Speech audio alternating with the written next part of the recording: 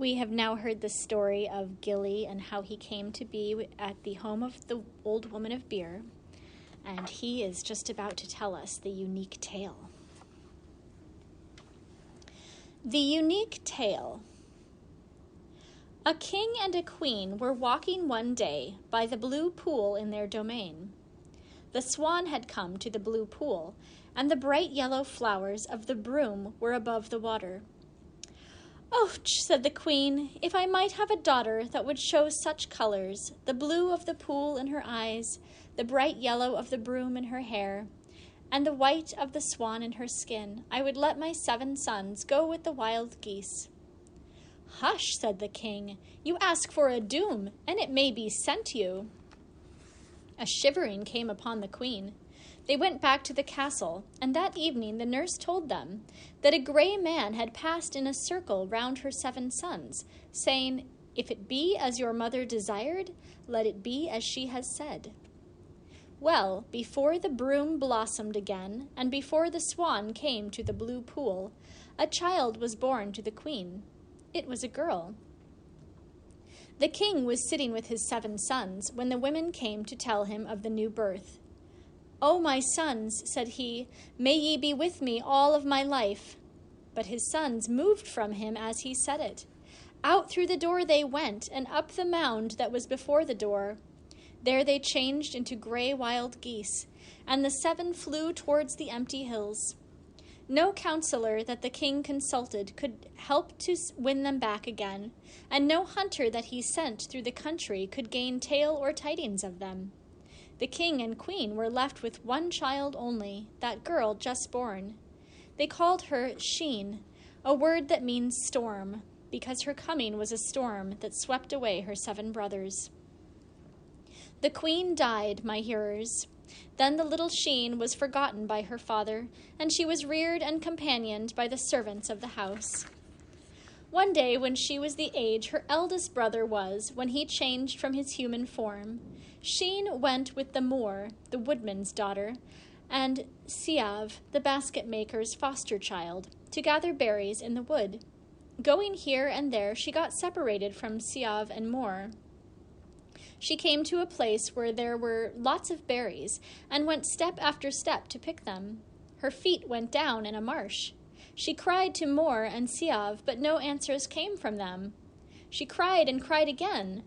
Her cries startled 7 wild geese that rose up and flew round her. "Save me," she cried to them. But one of the wild geese spoke to her. "Any one but a girl we would save from the marsh, but such a one we cannot save, because it was a girl who lost us our human forms and the loving companionship of our father." Then Sheen knew, for the servants had often told her the story, that it was one of her 7 brothers who spoke. "Since ever I knew of it," said she, "the whole of my trouble has been that I was the cause of your losing your human form and the companionship of our father, who is now called the Lonely King. Believe me," said she, "that I would have striven and striven to win you back." There was so much feeling in her voice that her 7 brothers, although they had been hardened by thinking about their misfortune, were touched at their hearts, and they flew down to help her. They bore up her arms, they caught at her shoulders, they raised up her feet. They carried her beyond the marsh. Then she knelt down and cried to them, "Oh, my brothers dear, is there anything I can do to restore you to your human forms?" "There is," said the first of the 7 wild geese. She begged them to tell it to her. "It's a long and tiresome labor we would put on you," said one.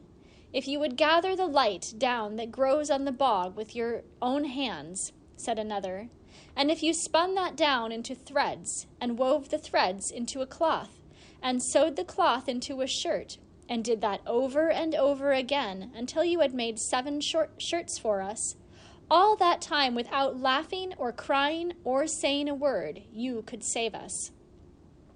1 shirt you could weave and spin and sew in a year.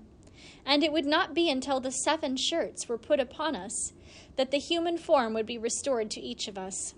I would be glad to do all that," said Sheen, "and I would cry no tear, laugh no laugh, and say no word all the time I was doing this task." Then said the eldest brother, The marsh is between you and our father's house, and between you and the companions who were with you today. If you would do the task that would restore us to our human forms, it were best you did not go back. Beyond the trees is the house of a lone woman, and there you may live until your task is finished." The 7 wild geese then flew back to the marsh, and Sheen went to the house beyond the trees. The Spey woman lived there.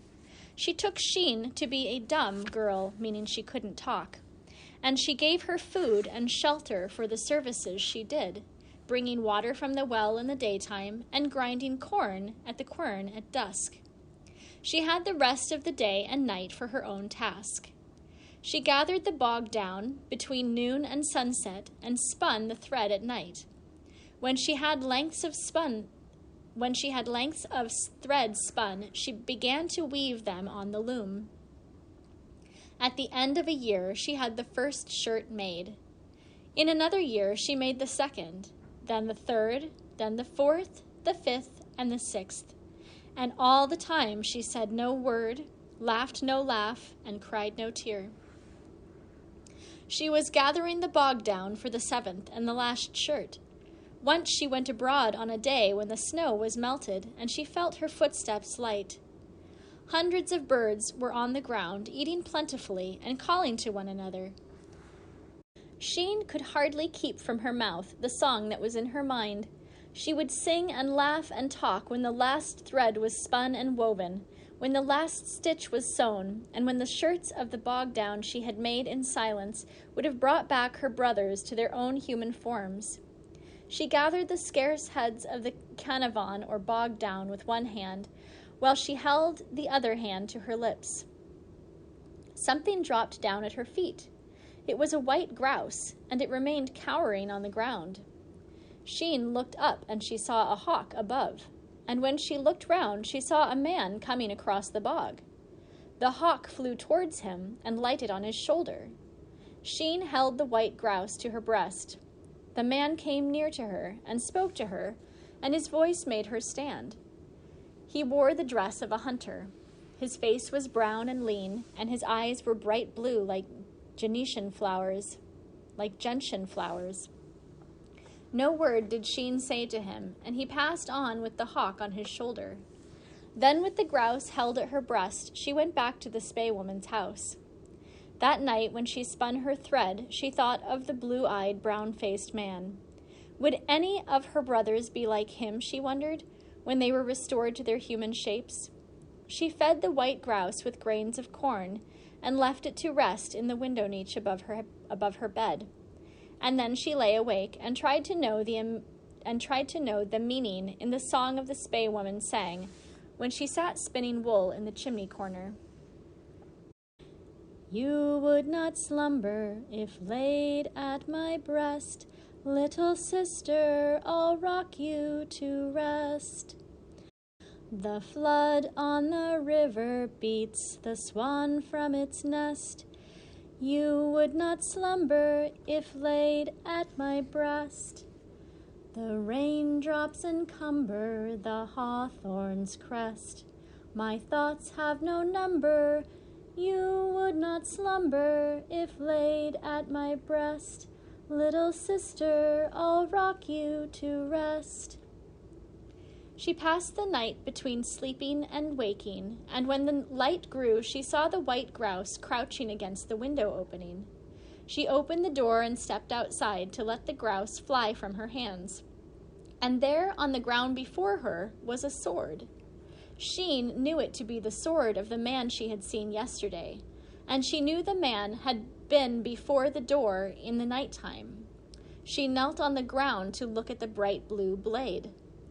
Oh, my listeners, if I was there, I was in the crows that flew down heavily and cawed as they picked up something that pleased them, in the wood cushats that cooed in the trees, in the small birds that quarreled in the thatch of the house, and in the breeze that blew round, the first breeze of the day. The Spey woman came outside and saw what Sheen was looking at, the sword on the ground. "It is wrought with cunning that only the smiths of kings possess," she said. She took the sword and hung it on the branch of a tree, so that the dews of the ground might not rust it. I think the one who owns it is the stranger who is seen in the wild places hereabouts, the man whom the neighbors call the Hunter King, she said to Sheen. On another day, Sheen went to gather bog down. This time she crossed the river by the stepping stones and went into a country where there were many cattle. She stood wondering at their numbers and wishing that such a cow and such a calf might belong to the spae woman. Then the next thing she saw was 2 black horses striving with each other. They showed their teeth at each other and bit and kicked. Then they came racing towards her. "Oh," said Sheen to herself, "they are Breogan's wild stallions." She ran, but the horses were able to make circles round her. "Breogan's wild stallions," said she, "they will rush in and trample me to death." Then she heard someone shouting commands to the horses. She saw a man strike one of the stallions with a staff, making him rear high. She saw him make the other stand with the command that was in his voice. She ran to the river, but she slipped on the stepping stones. She fell down, and she felt the water flowing upon her.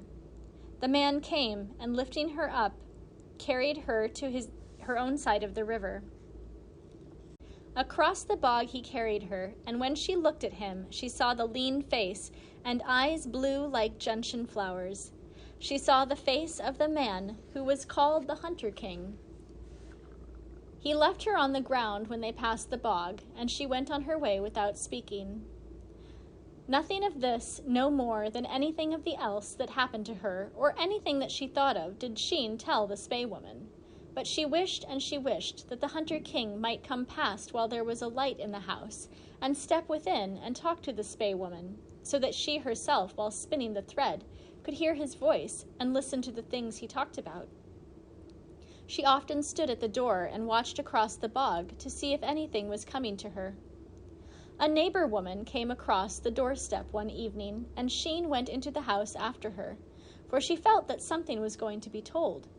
There was a dead man in a house. He had been found in the wood. He was known as the Hunter King. Sheen stood at her bed and heard what the neighbor woman said. The Hunter King was being waked in the neighbor woman's house. That means he's been laid out so everyone can see him. And her eldest daughter had been the corpse watcher the first night. In the morning, they found that the girl's hand had been withered. The woman's second daughter was the corpse watcher for the second night, and her right hand had been left trembling.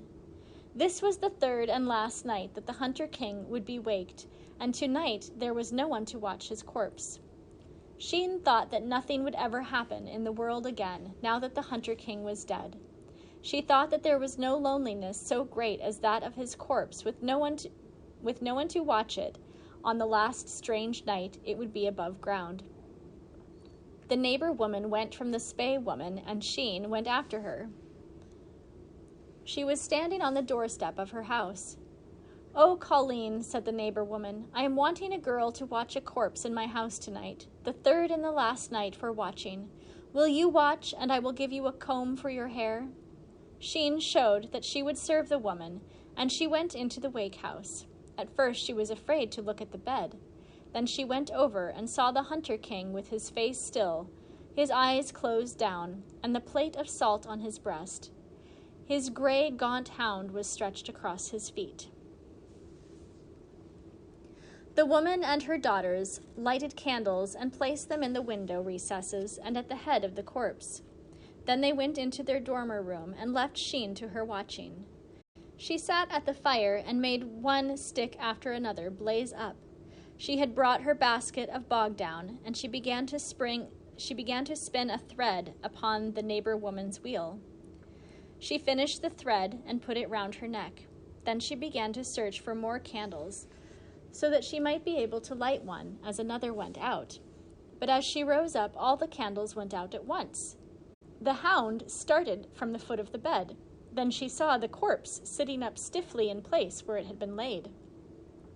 Something in Sheen overcame her dread, and she went over to the corpse and took the salt that was on its breast and put it on its lips. Then a voice came from between the lips. Fair maid, said the voice, have you the courage to follow me? The others failed me, and they have been stricken. Are you faithful? I will follow you, said Sheen. Then, said the corpse, put your hands on my shoulders and come with me. I must go over the quaking bog and through the burning forest and across the icy sea. Sheen put her hands on his shoulders. A storm came, and they were swept through the roof of the house. They were carried through the night. Down they came on the ground, and the dead man sprang away from Sheen. She went to follow him, and found her feet upon shaking sod. They were on the quaking bog, she knew. The corpse of the Hunter King went ahead, and she knew that she must keep it in sight. He went swiftly. The sod went under her feet, and she was in the watery mud. She struggled out and jumped over a pool that was hidden with heather. All the time she was in dread that the figure that went before her so quickly would be lost to her. She sank and she struggled, and she sprang across pools and morasses. All the time, what had been the corpse of the Hunter King went before her. Then she saw fires against the sky, and she knew they were coming to the burning forest. The figure before her sprang across a ditch and went into the forest. Sheen sprang across it too. Burning branches fell across her path as she went on. Hot winds burnt her face. Flames dazzled and smoke dazed her. But the figure before her went straight on, and Sheen went straight on too. The forest ended on a cliff. Below was the sea. The figure before her dived down, and Sheen dived too.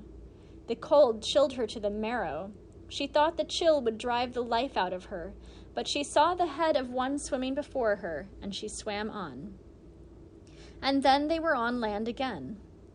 Fair maid, said the corpse of the Hunter King, put your hands on my shoulders again. She put her hands on his shoulders. A storm came and swept them away. They were driven through the roof of the neighbor woman's house. The candle wicks fluttered, and light came on them again. She saw the hound standing in the middle of the floor. She saw the corpse sitting where it had been laid, and the eyes were now open.